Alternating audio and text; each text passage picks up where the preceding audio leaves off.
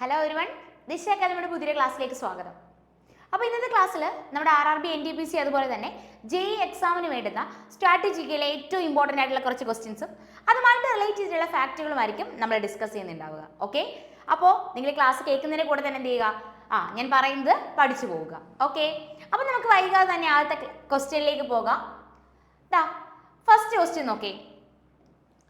First question എങ്ങനെയാണ്?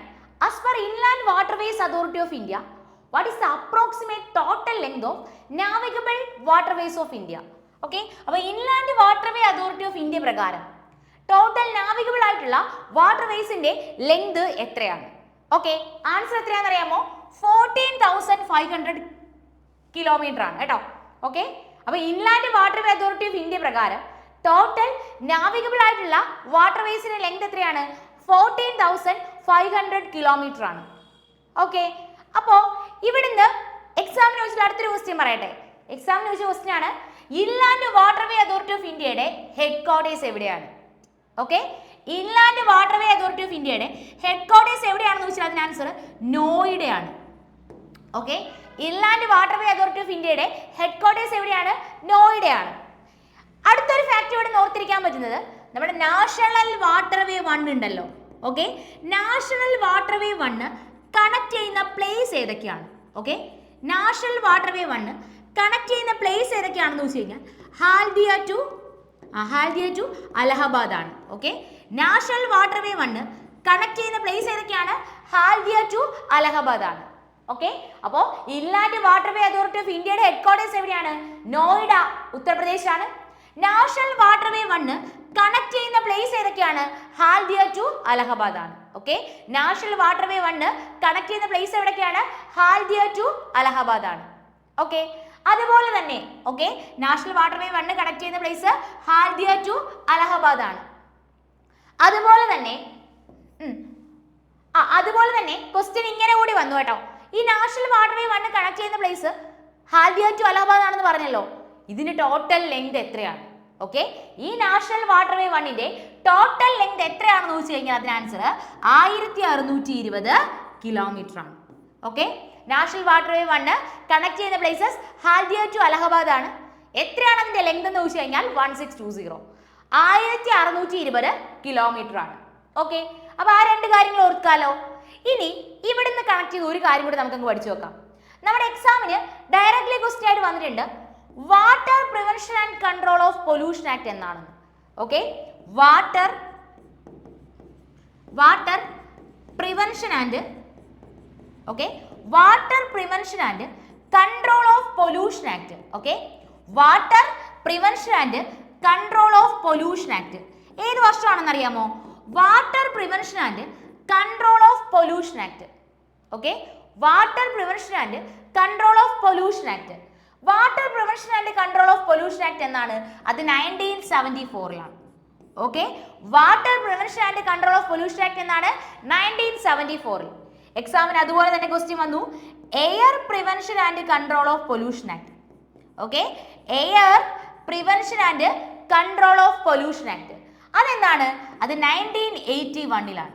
Okay, air prevention and pollution of control act എന്നാണ്, അത് 1981. അപ്പോൾ water prevention and control of pollution act എന്നാണ് 1974ലും air prevention and control of pollution act എന്നാണ് 1981ലുമാണ്. Okay, air prevention and control of pollution act എന്നാണ് 1981. അങ്ങനെയാണെങ്കിൽ എക്സാമിന് ചോദിച്ച ഒരു ഇയർ കൂടി പറഞ്ഞു തരട്ടെ, forest conservation act. Okay, forest conservation act. ഈ ഫോറസ്റ്റ് കൺസർവേഷൻ ആക്ട് അത് 1980ലാണ്. ഓക്കെ, ഫോറസ്റ്റ് കൺസർവേഷൻ ആക്ട് എന്നാണ് 1980ലാണ്. അപ്പോൾ water prevention and control of pollution act ആണെങ്കിൽ 1974ല്, air prevention and pollution of control act ആണെങ്കിൽ 1981ല്, ഫോറസ്റ്റ് കൺസർവേഷൻ ആക്ട് ആണെങ്കിൽ അത് 1980ലാണ്. ഓക്കെ, അപ്പോൾ ഇത്രയും കാര്യങ്ങൾ എന്ത് ചെയ്യുക, മറക്കാതെ ഓർത്തിരിക്കുക. സോ പറഞ്ഞ കാര്യങ്ങളെ കൺസോളിഡേറ്റ് ചെയ്ത് ഒന്നുകൂടി പറഞ്ഞിരുന്നു. നമ്മുടെ inland waterway authority of India അല്ലേ, ഹെഡ് ക്വാർട്ടേഴ്സ് എവിടെയാ? നോയിഡയിൽ. അപ്പോൾ inland waterway authority of India പ്രകാരം ടോട്ടൽ നാവിഗബിൾ ആയിട്ടുള്ള വാട്ടർവേസിന്റെ ലെങ്ത് എത്രയാണ്? 14,500 കിലോമീറ്റർ ആണ്. ഓക്കെ, അപ്പോൾ ഇൻലാൻഡ് വാട്ടർവേ അതോറിറ്റി ഓഫ് ഇന്ത്യയുടെ ഹെഡ് ക്വാർട്ടേഴ്സ് എവിടെയാണ്? ഉത്തർപ്രദേശിലെ നോയിഡയിലാണ്. പിന്നീട് നമ്മൾ പറഞ്ഞത് നമ്മുടെ നാഷണൽ വാട്ടർവേ 1 കണക്ട് ചെയ്യുന്ന പ്ലേസസ് ഹാൽദിയ ടു അലഹബാദ് ആണ് അല്ലെ. ഈ നാഷണൽ വാട്ടർവേ 1ന്റെ ലെങ്ത് എത്രയാണ്? 1620 കിലോമീറ്റർ ആണ്. എക്സ്ട്രാ ഓർത്തിരിക്കേണ്ട 2 പോയിന്റുകൾ കൂടി പറഞ്ഞു തന്നു. Water prevention and control of pollution ആക്ടും air prevention and control of pollution ആക്ടും. Water prevention and control of pollution act എന്നാണ്? അത് 1974ലും air prevention and control of pollution act എന്നാണ്? അത് 1981ലുമാണ്. ഫോറസ്റ്റ് കൺസർവേഷൻ ആക്ട് 1980ലും. ഓക്കെ, ഇത് പഠിക്കാതെ പോരുതേ. എക്സാമിന് പ്രീവിയസ് ഇയർ ചോദിച്ചിട്ടുള്ളതും ഇനി ചോദിക്കാൻ പ്രോബിലിറ്റി കൂടിയതുമായിട്ടുള്ള വർഷങ്ങളാണ്. സോ നോട്ട് ചെയ്ത് എന്ത് ചെയ്യുക? പഠിക്കുക. ഓക്കെ, അങ്ങനെയാണെങ്കിൽ നമ്മൾ അടുത്ത ക്വസ്റ്റ്യനിലേക്ക് പോകുന്നു. നമ്മുടെ അടുത്ത ക്വസ്റ്റ്യൻ എന്ന് പറയുന്നത് when was the state reorganization commission formed? Okay, ആ സ്റ്റേറ്റ് റീഓർഗനൈസേഷൻ കമ്മീഷൻ ഫോം ചെയ്യുന്ന വർഷം അത് 1953ലാണ് കേട്ടോ.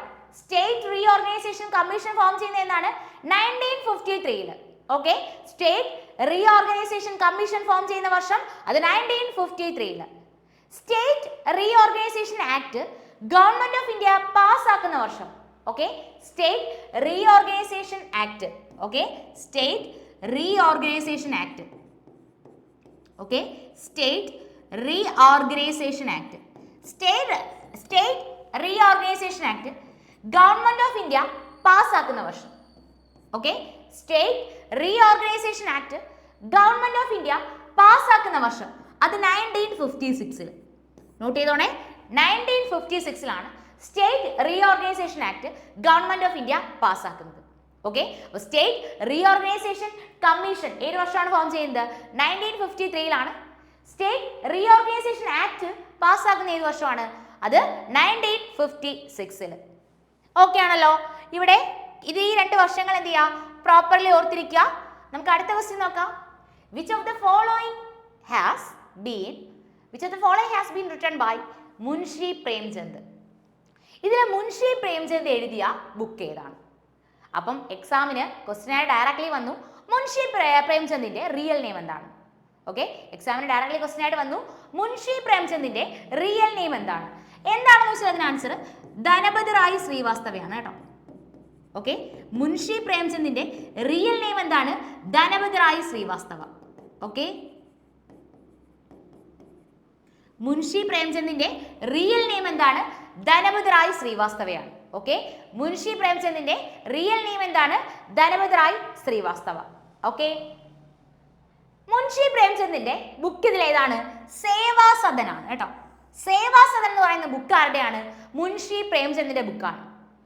ഓക്കെ, അങ്ങനെയാണെങ്കിൽ എക്സാമിന് ചോദിച്ചിട്ടുള്ള മുൻഷി പ്രേംചന്ദുമായിട്ട് റിലേറ്റ് ചെയ്ത് നമുക്ക് പഠിച്ചു വെക്കേണ്ട ബുക്കുകൾ ഞാൻ പറഞ്ഞുതരാൻ പോവാം. ഓക്കെ, അപ്പൊ നോക്കേണ്ട ബുക്കുകൾ ഏതൊക്കെയാണെന്ന് അറിയാമോ? ഗബൻ എന്ന് പറയുന്ന ബുക്ക് ആരുടെയാണ്? മുൻഷി പ്രേംചന്ദിന്റെ. ഗൊഡാൻ എന്ന് പറയുന്ന ബുക്ക് ആരുടെയാണ്? മുൻഷി പ്രേംചന്ദിന്റെ ബുക്കാണ്. ഓക്കെ, അതുപോലെ തന്നെ കർമ്മഭൂമി എന്ന് പറയുന്ന book, Karmabhoomi. Rangbhoomi, the arena of life എന്ന് പറയുന്ന ബുക്ക്,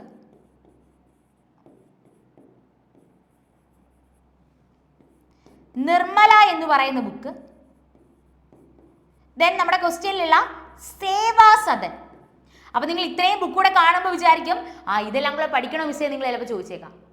പഠിക്കണം കേട്ടോ, കാരണം ഇതെല്ലാം പ്രീവിയസ് ഇയർ ചോദിച്ചിട്ടുള്ളതാണ്. ഓക്കെ, സോ എങ്ങനെ ചോദിച്ചാലും നമുക്ക് മാർക്ക് നഷ്ടപ്പെടാൻ പാടില്ല.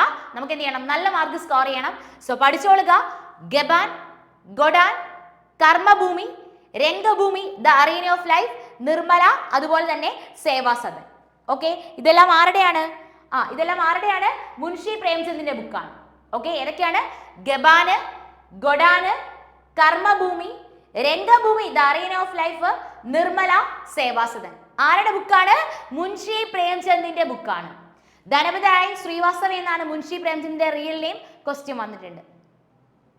ഓക്കെ, അപ്പോ മുൻഷി പ്രേംചന്ദിന്റെ ബുക്കുകൾ ഏതൊക്കെയാണ്? ഗബാന്, ഗൊഡാന്, കർമ്മഭൂമി, രംഗഭൂമി, നിർമ്മല, സേവാ സദൻ. ഓക്കെ ആണല്ലോ. ഓക്കെ, നമുക്ക് അടുത്ത ക്വസ്റ്റ്യനിലേക്ക് പോവാം. Demonetization was announced by the Prime Minister Narendra Modi on.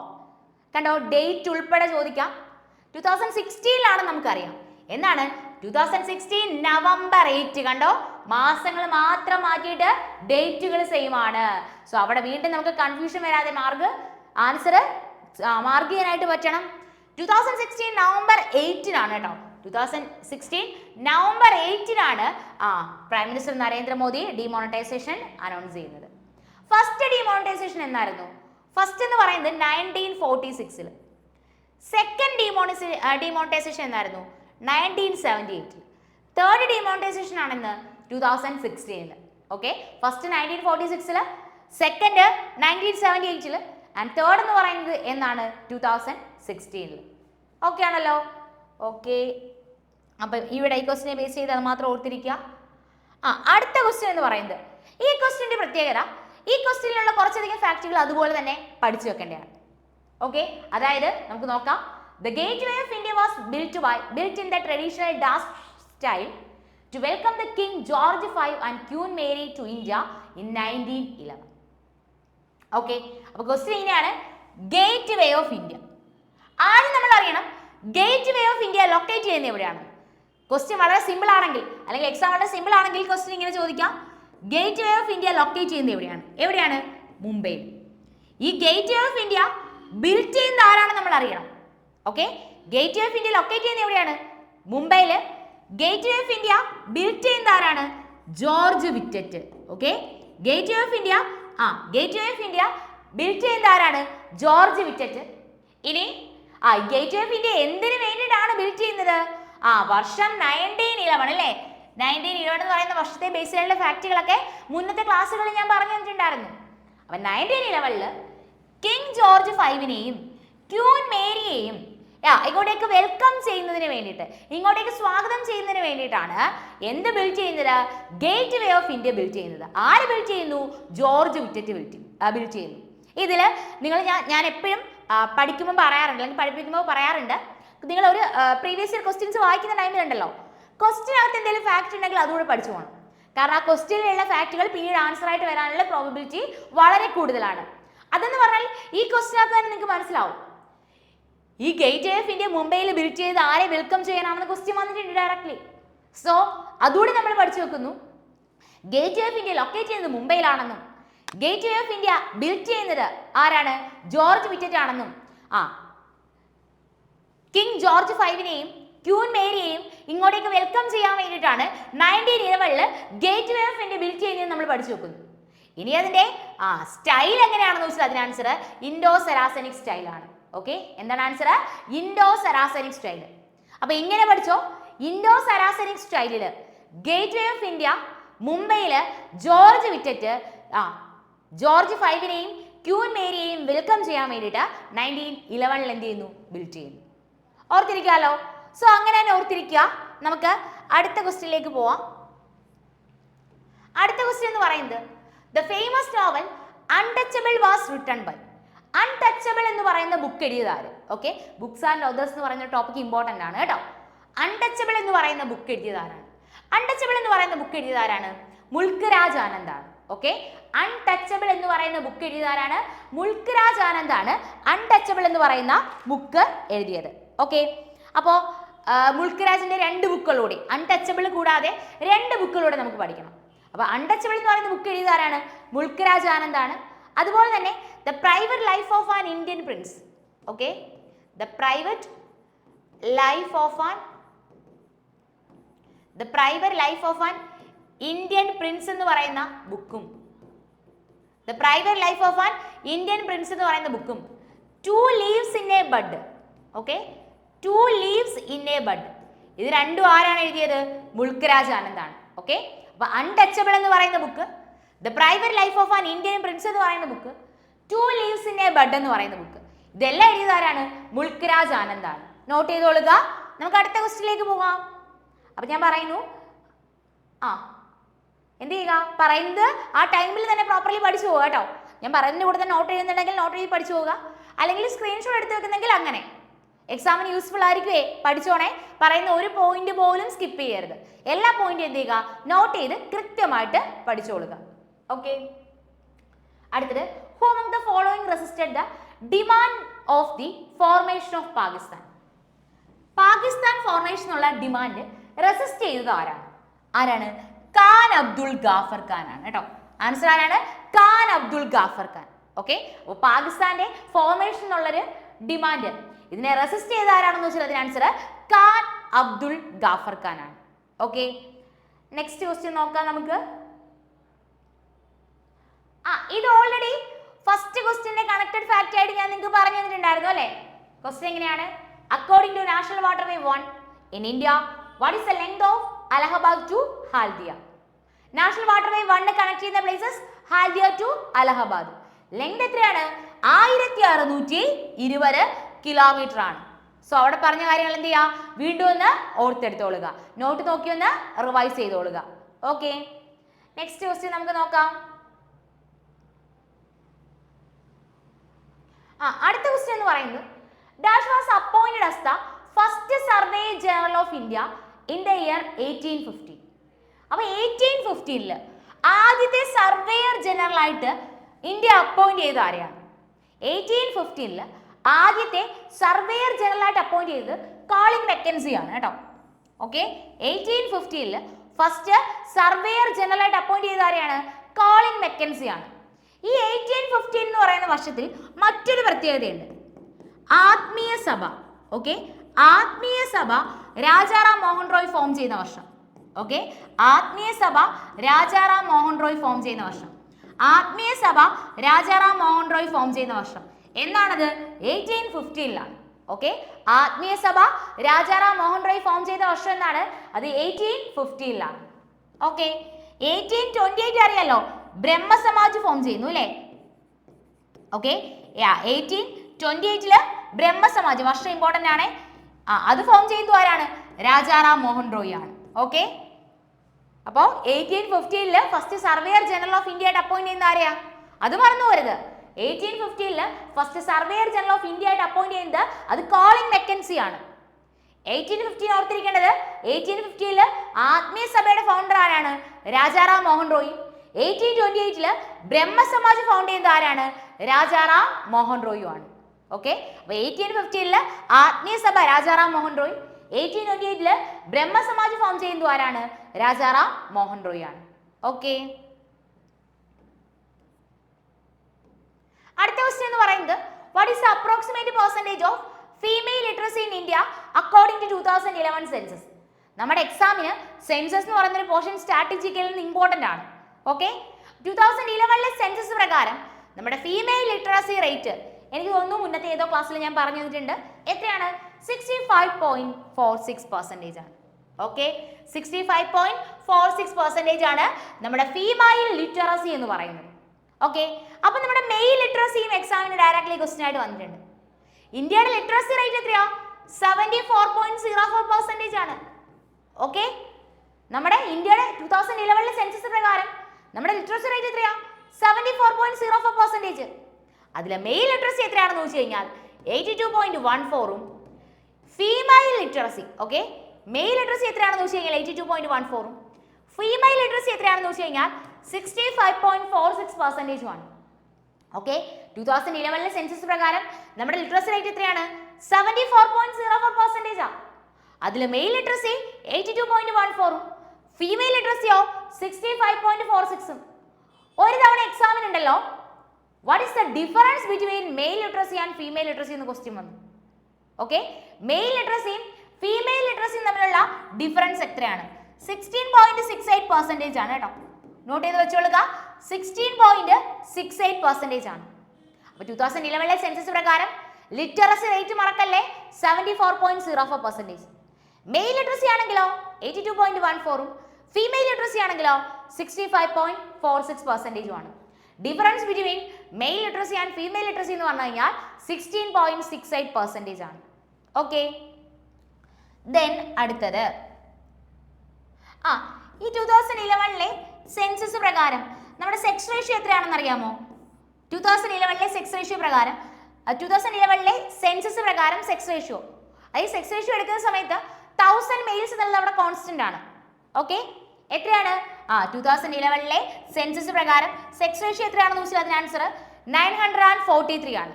എത്രയാണ്? 943. ഈ സെക്സ് റേഷ്യോ ഹയസ്റ്റ് ആയിട്ടുള്ള സ്റ്റേറ്റ് ഏതാണ്? കേരളയാണ്. സെക്സ് റേഷ്യോ ലോവസ്റ്റ് ആയിട്ടുള്ള സ്റ്റേറ്റോ? അത് ഹരിയാനയാണ്. ഓക്കെ, അതുകൂടി പഠിച്ചു വെച്ചോ. 2011 സെൻസസ് പ്രകാരം സെക്സ് റേഷ്യോ 943 ആണ്. ഈ സെക്സ് റേഷ്യോ ഹയസ്റ്റ് ആയിട്ടുള്ള സ്റ്റേറ്റ് കേരളയും സെക്സ് റേഷ്യോ ലോവസ്റ്റ് ആയിട്ടുള്ള സ്റ്റേറ്റ് ഏതാണ്? ഹരിയാനയുമാണ്.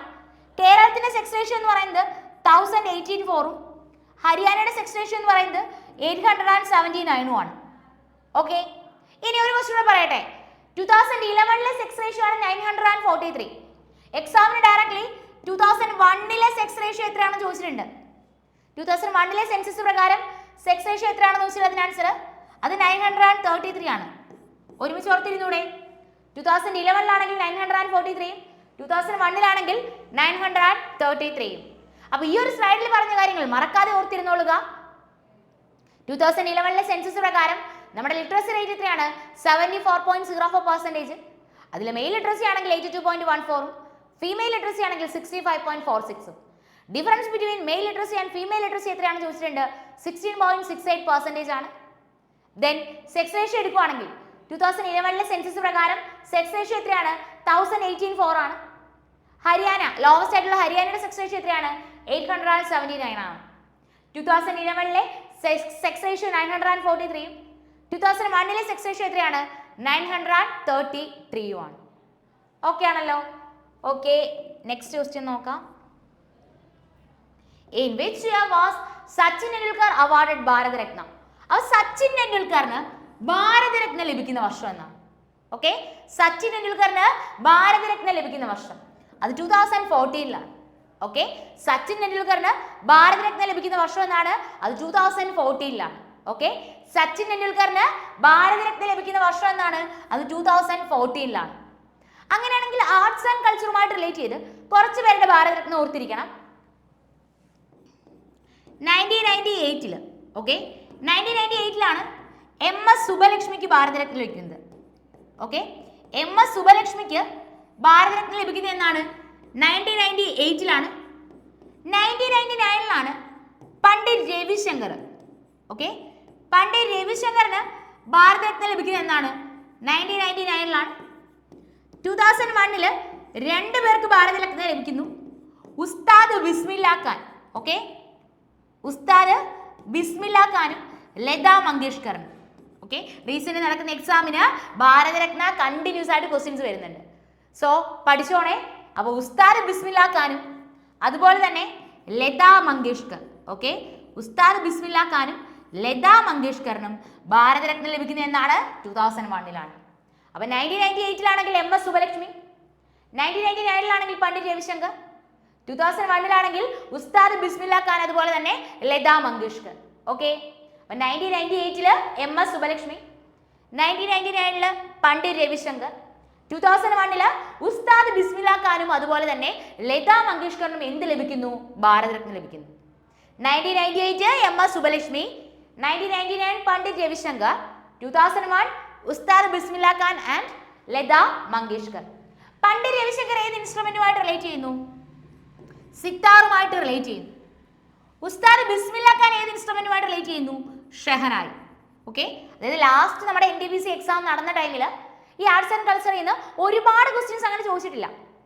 പക്ഷേ ആ ഒരു NTPC എക്സാമിന് ശേഷമാണ് ആർട്സ് ആൻഡ് കൾച്ചർ എന്ന് പറയുന്ന സ്ട്രാറ്റജിക്കൽ ഒരു ടോപ്പിക്ക് മോസ്റ്റ് ഇമ്പോർട്ടൻ്റ് ആയിട്ട് മാറുന്നത്. സോ ഇനി ഒരു NTPC എക്സാമിന് ഇത്തരത്തിലുള്ള ക്വസ്റ്റ്യൻസ് ഡെഫിനറ്റ്ലി ഉണ്ടാവും. ഓക്കെ, അപ്പോൾ എന്ത് ചെയ്യുക? ഞാൻ പറഞ്ഞ വർഷങ്ങളൊക്കെ ഒന്ന് നോട്ട് ചെയ്ത് വെച്ചേക്കുക. പണ്ഡിറ്റ് രവിശങ്കർ ഇൻസ്ട്രുമെന്റ് മറക്കണ്ട, സിത്താറും. ഉസ്താദ് ബിസ്മില്ലാ ഖാൻ ഇൻസ്ട്രുമെന്റ് മറക്കണ്ട, ഏതാണ്? ഷെഹനായുമാണ്. ഓക്കെ, അടുത്ത ക്വസ്റ്റ്യൻ എന്ന് പറയുന്നത് who among the following wrote the book Hind Swaraj? Hind Swaraj എന്ന് പറയുന്ന ബുക്ക് എഴുതിയത് ആരാണ്? ഓക്കെ, ഹിന്ദ് സ്വരാജ് എന്ന് പറയുന്ന ബുക്ക് എഴുതിയത് ആരാണ്? ഹിന്ദ് സ്വരാജ് എന്ന് പറയുന്ന ബുക്ക് എഴുതിയത് മഹാത്മാഗാന്ധിയാണ്. ഓക്കെ, നിങ്ങൾക്ക് അറിയാം, നമുക്ക് എല്ലാവർക്കും അറിയാവുന്ന ഒരു ബുക്കാണ് my experiments with the truth, അല്ലേ? My experiments with the truth, my experiments with the truth, key of health, key of health, ethical religion, ethical religion, my experiments with the truth, key of health, ethical religion, അതുപോലെ തന്നെ Gokhale my political guru എന്ന് പറയുന്ന book,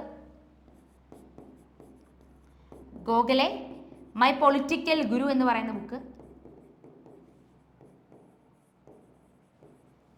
pathway of God. ഇതെല്ലാം ആരുടെയാണ്? മഹാത്മാഗാന്ധിയുടെ ബുക്കാണ്. എല്ലാം previous year ചോദിച്ചതിൽ നിന്ന് കളക്ട് ചെയ്തതാണ്. Okay, so പഠിച്ചോളുക.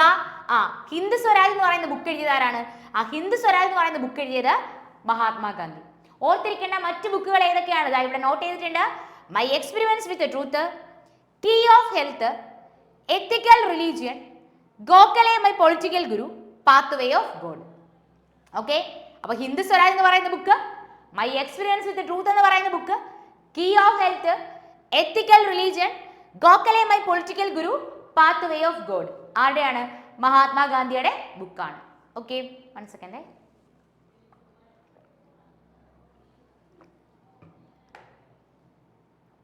ഓക്കെ, നമുക്ക് നെക്സ്റ്റ് ക്വസ്റ്റ്യൻ നോക്കാം.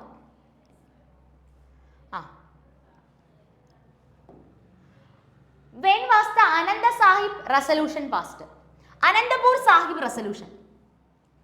അനന്തപൂർ സാഹിബ് റെസൊല്യൂഷൻ ഏത് വർഷമാണ്? അനന്തപൂർ സാഹിബ് റെസൊല്യൂഷൻ ഏത് വർഷമാണെന്ന് ചോദിച്ചാൽ അതിന് ആൻസർ 1973ലാണ്. ഓക്കെ, അനന്തപൂർ സാഹിബ് റെസൊല്യൂഷൻ ഏത് വർഷമാണ്? 1973ലാണ്. ഈ 1973ലാണിത് പ്രോജക്റ്റ് ടൈഗർ അല്ലേ? ഓക്കെ, പ്രോജക്റ്റ് ടൈഗർ ഏത് വർഷമാണ്? 1973ൽ. കഴിഞ്ഞ RRB NTPC എക്സാമിന് ക്വസ്റ്റ്യൻ ആയിട്ട് വന്നു. Anantapur Sahib resolution, project tiger, അതുപോലെ തന്നെ കേശവാനന്ദ ഭാരതി കേസ് 1973ലാണ്. ഇല്ലെങ്കിൽ ഇത് രണ്ടും ഇപ്പൊ പഠിച്ചോളുക. അനന്തപൂർ സാഹിബ് റെസൊല്യൂഷനും പ്രോജക്റ്റ് ടൈഗറും ഏത് വർഷമാണ്? 1973ൽ. ഓക്കെ, അനന്തപൂർ സാഹിബ് റെസൊല്യൂഷനും പ്രോജക്റ്റ് ടൈഗറും ഏത് വർഷമാണ്? 1973ൽ. മൈക്രോസോഫ്റ്റ് ഫൗണ്ട് ചെയ്യുന്ന വർഷം? ഓക്കെ, മൈക്രോസോഫ്റ്റ് ഫൗണ്ട് ചെയ്യുന്ന വർഷം എന്താണ്? Microsoft founded in the year 1975. Microsoft found ചെയ്യുന്ന വർഷം എന്താണ്? 1975. അങ്ങനെയാണെങ്കിൽ എക്സാമിന് വെച്ച അടുത്ത question 1972 wild life protection act. ഇങ്ങനത്തെ ഒരു വർഷത്തിൻ്റെയൊക്കെ പ്രത്യേകത നമ്മളൊരു ടോപ്പിക് ആയിട്ട് എടുത്ത് പഠിക്കുമ്പോൾ കിട്ടൂല. ഓക്കെ, അതുകൊണ്ടാണ് ഇവിടെ ഞാൻ കണക്ട് ചെയ്ത് പറഞ്ഞു തരുന്നത്. 1973 ആണെങ്കിൽ Project Tiger and Anandpur Sahib resolution. ഇനി മൈക്രോസോഫ്റ്റ് ഫൗണ്ട് ചെയ്യുന്നത് എന്നാണ്? 1975ലാണ്. 1972ലാണ് wildlife protection act. Okay, wildlife protection act എന്നാണ്? 1972ലാണ് wildlife protection act. Okay, അപ്പോൾ നമ്മുടെ ദിശ ആപ്പ് വഴി നിങ്ങൾക്ക് RRB NTPC അതുപോലെ തന്നെ JEE എക്സാമിന് വേണ്ടുന്ന ഓൺലൈൻ കോഴ്സസ് അവൈലബിൾ ആണ്. ഈ കോഴ്സസിൽ നിങ്ങൾക്ക് ക്ലാസ്സുകൾ ലൈവ് ക്ലാസ്സുകളായിട്ട് ആയിരിക്കും ഉണ്ടാവുക. അപ്പം ഒരുപക്ഷെ അതുകൊണ്ട് തന്നെ ലൈവ് ക്ലാസ് ആയതുകൊണ്ട് തന്നെ ഫാക്കൽറ്റീസുമായിട്ട് ഡയറക്റ്റ് ഇൻട്രാക്ട് ചെയ്ത് നിങ്ങൾക്ക് പഠിക്കാനായിട്ട് പറ്റും. ഇനി ഒരു പക്ഷേ ലൈവ് ക്ലാസ് അറ്റൻഡ് ചെയ്യാൻ പറ്റില്ല എന്നിരിക്കട്ടെ, അതിൻ്റെ റെക്കോർഡ് വേർഷൻസും അവൈലബിൾ ആണ്. മാത്രമല്ല നമ്മൾ ഈ പഠിപ്പിക്കുന്നതിൻ്റെ PDF അതായത് ക്ലാസ് നോട്ടുകൾ നിങ്ങൾക്ക് എന്ത് ചെയ്യും? PDF ആക്കി പ്രൊവൈഡ് ചെയ്യും. അത് മാത്രമല്ല നിങ്ങൾക്ക് എക്സ്ട്രാ സ്റ്റഡി മെറ്റീരിയൽസ് ഉണ്ടായിരിക്കും. ഇത് കൂടാതെ നിങ്ങളെ പഠിത്തത്തിൽ നല്ല രീതിയിൽ ഹെൽപ്പ് ചെയ്യുന്നതിന് വേണ്ടിയിട്ട് നിങ്ങൾക്കൊരു മെൻറ്റർ സപ്പോർട്ടും ഉണ്ടായിരിക്കുന്നതാണ്. ഓക്കെ, അപ്പോൾ നിങ്ങൾക്ക് ജോയിൻ ചെയ്യാൻ താല്പര്യമുണ്ടെങ്കിൽ, കോഴ്സിലോട്ട് ജോയിൻ ചെയ്യാൻ താല്പര്യമുണ്ടെങ്കിൽ 8075753676 എന്ന് പറയുന്ന ഈ നമ്പറിൽ കോൺടാക്ട് ചെയ്യാവുന്നതാണ് കേട്ടോ. 8075753676 എന്ന് പറയുന്ന നമ്പറിൽ കോൺടാക്ട് ചെയ്യാം. ഓക്കെ, അപ്പോൾ നമുക്ക് അടുത്ത ക്വസ്റ്റ്യൻ നോക്കാം.